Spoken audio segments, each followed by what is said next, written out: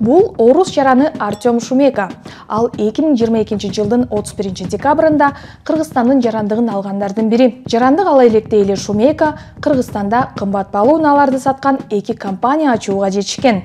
Кыргыз паспортун Кремчил Нашы кыймылынын басма сөз катчысы Мария Бухер да алган. Facebook баракчасында Бухер Сан-Францискода жашайм деп көрсөткөн. Сыягы ал Кыргызстанга жарандык алууга эле келип кеткен. Медиахаб акыркы 5 жылда кыргыз жарандыгы кимдерге берилгенин изилдеди. Алдыда кесиптешим Элвира экөөбүз төкпөй чачпай баарын айтып беребиз. Биздин каналга катталып, пикириңизди калтырыңыз.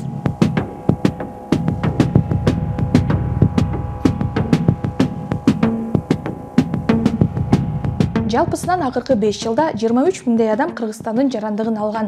Жана бул аралыкта берилген жарандыктардын жок эле дегенде 3төн бири 2022 жылга туура келет. Тактап айтканда, өткөн жылы 8278 адамга кыргыз паспорту берилген. Жарлыктарда жарандык алгандардын туулган өлкөсү жазылат. Анализ жарандыкты көбүнчө Тажикстанда төрөлгөндөр алып жатканын көрсөттү. Кыргыз паспортун эң көп тажик жарандарынан кийин эле өзбекстандыктар алган. Жарандык алуу боюнча 3-орунда Кыргызстанда туулгандар турат. Булар бир кезде жарандыктан чыккан Кыргызстандын мурдагы жарандары же союз малында төрөлгөндөр экенин түшүнүү керек. Кыргыз жарандыгын алгандар боюнча 4-орунду Орусияда туулуп өскөндөр ээлейт. Жарлыктарда арыз берүүчүнүн кайсы улуттан экени да көрсөтүлөт. Келгиле, алдыңкы ондукту карап чыгалы. 5 жылда берилген жарандыктардын 4-3-ün этникалык кыргыздар алган. Биздин анализ кыргыз жарандыгын алган тажикстандыктарды этникалык кыргыздар түзөрүн көрсөттү. 2021 жылы коңшу өлкөдө жашаган кыргызстандыктардын арасында кыргыз паспортуна суроо талап күчөгөн. Ал эми 2022 жылы Кыргызстандын жарандыгын Тажикстанда туулган 3786 киши алган. Тажикстандагы этникалык кыргыздардын мындай агымы чек арадагы акыркы 2 жылда болуп өткөн куралдуу кагылышууларга байланыштуу болушу ыктымал.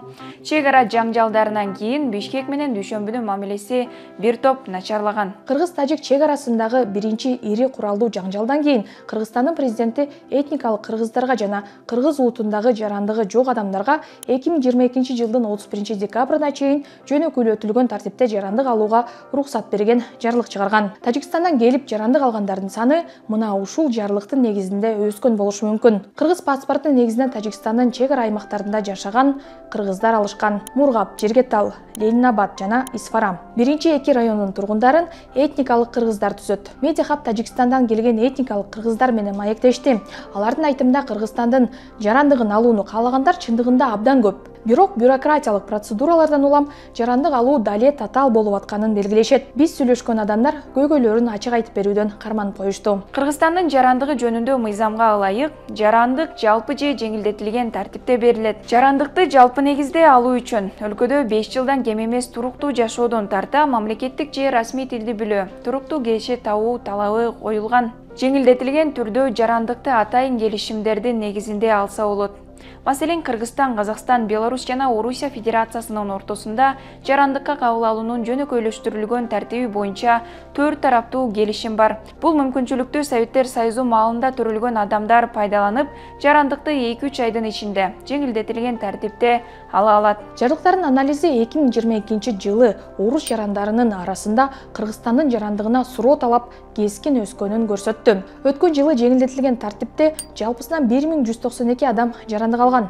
Алардын ичинен 489-у орус улутундагылар. Буга чейин орусиялыктар арасында кыргыз паспорту мынчалык популярдуу эмес болчу. Жалпы жана жеңилдетилген тартипте 2022 жылы 730 орус улутундагы адам кыргыз паспортун алган. Кыргыз жарандыгын алган орустардын арасында мурдагы чиновниктер, жеке ишкерлер, бийликчил активисттер, мурдагы банк кызматкерлери, спортчулар, айтичилер бар. Эгер жарандык алгандардын жынысына карап көрсөк, өткөн жылы орус улутунда эркектер башка жылдарга салыштырмалуу Кыргызстандын жарандыгын көп алган. Алар негизинен 30 жаштан 50 жашка чейинкилер. Бул кишилердин жаш курагы мобилизацияга туура келгендиктен кыргыз жарандыгын согуштан кутулуу үчүн алган деп айтсак болот. Салыштыруу үчүн Кыргызстандын жарандыгын алган Тажикстандын жарандарын жынысы жана жаш курагы боюнча карасак, жарандыкты негизинен 10 жаштан 30 жашка чейинки жаштар алган.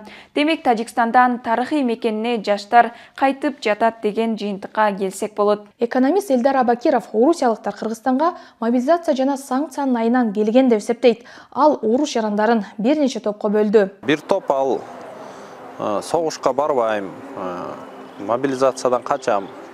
Бирок Кыргызстандагы дүйнөдө кайсы башка өлкөдө болсо деле, Грузия, Армения мен окатым өтө берет деген. Эми көбүнчө айтишниктер, юристтер, жанагындай онлайн иштеген андайларды мен көрдүм. Алар келип бuyakta же жергиликтүү компанияларга жумушка кирди, же мурунку компаниясында эле иштеп атышат. Экинчи топ Кыргызстанда жашаган, мурун жашап кеткен, төрөлгөн орустар, белорустар да бир топ экен, жанагы жарандардын алдында. Берде ата-апасы калган бир топ дүйнөнү кыдырам, кыргыздын паспортун алыш жеңил деп, ошол анын арасында чиновниктер болушу мүмкүн, чоң бизнесмендер же башка адамдар, алар ошол дүйн санкциядан качып, российский паспорт менен бүгүн дүйнөнү кыдыра албай калдың да көп жерде. Алар ошо кыргыздын паспорт аркылуу өзүнө дүйнөгө жол ачып атышат. Бул 3-чү топ десек болот. 4-чү топ мен эми Кыргызстанга келип инвестиция кылгандарды көрө элекмин чындыгында. Бир топ кишилер келип, жумуш таппаса дагы бир кандайдыр бир жумуштарды өзүнө таап алып атышат да. Кызмат тармагында 5-чү топ жөн эле стресске батып калган адамдар бар. Эксперттин айтымында, ал орусиялыктардын арасынан инвестиция кылгандарды жолуктура элек.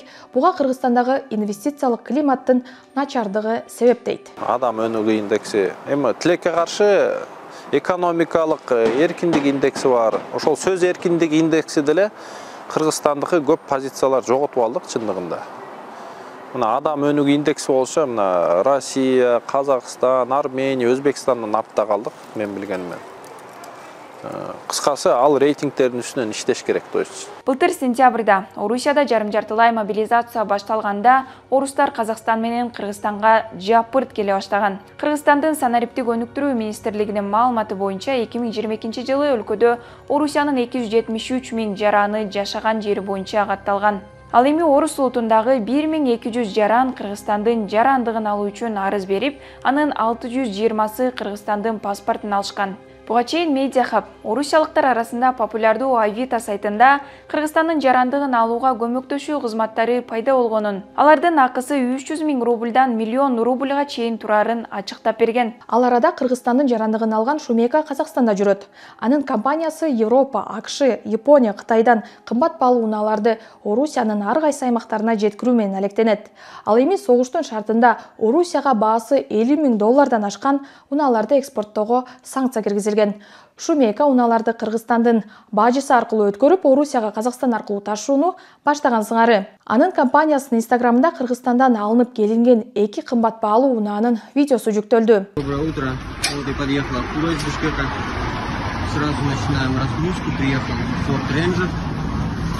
И там уже Yamaha стоит у нас. Орта Азия мамлекеттеринин ичинен Кыргызстанда унааны бажыдан өткөрүү алда канча арзан. Орусияга санкция киргизилгенден тарта Кыргызстанда Орусияга унаа жеткирген башка дагы компаниялар ачылган. Ассаламу алейкум всем. Сегодня у нас 11 апреля 2023 года. На отправку Бишкек, Москва, идут у нас 2 ролса. Отправка у нас накрыта. С нами выгодно, доступно, качественно, быстро. Ал арада Кыргызстандын бажы кызматы 2023-жылдын 1-кварталында планды 105%га аткардык деп мактанып бүтө албай жатат. 3 айда бажыдан 20,7 миллиард сом пайда түшкөн. Бажынын башчысы Самат Исабеков толкунданып атып, Орусияга электромобилдер Кыргызстан аркылуу тазаланып ташылып жатканын айтып алды. Замандын талабына ылайык электромобилдер көп кирип атат. Эркештан тараптан кирип атат. Биздин аэропорт Манас аркылуу самолет менен келип атышат. Мунун баары ЕАЭС өлкөлөрүнө бизден бажылык тариздөөдөн тазаланып өтөт да, андан кийин ЕАЭС мамлекеттерине тарап кетишет. Жакынкы күндөрү АКШнын каржы министрлигинин өкүлдөрү Кыргызстанга келиши күтүлүүдө. Жолугушууда Орусияга каршы киргизилген санкцияларды айланып өтүүгө бөгөт коюу маселеси талкууланат. 2022-жылдын 11 айында Кыргызстан менен Орусиянын ортосунда соода-саттыктын көлөмү 1,5 эсе өскөн. Ал эми Европа реконструкциялоо жана өнүктүрүү банкынын февралдагы отчетунда Борбор Азия өлкөлөрү Россияга санкциядан качууга жардам берип жатканын кыйткан болчу. Кыргыз паспортуна орусиялыктар тарабынан суроо талап мындан дагы күчөшү мүмкүн. Анткени Орусияда расмий түрдө мобилизация аяктаганы менен келишимдик түрдө аскерге чакыруу дагы деле уланууда. Анан калса орус-украин согушу дагы аяктай элек. И баса достор, биз Нурайда экөөбүз мына кийип турган футболкалар сизге жакса, анда экранга чыккан телефондор аркылуу кайрылып сатып алсаңыздар болот. Сатып алсаңыз Медиа Хабтын журналисттеринин ишмердүүлүгүн колдогон болосуз. Кайрадан көрүшкөнчө.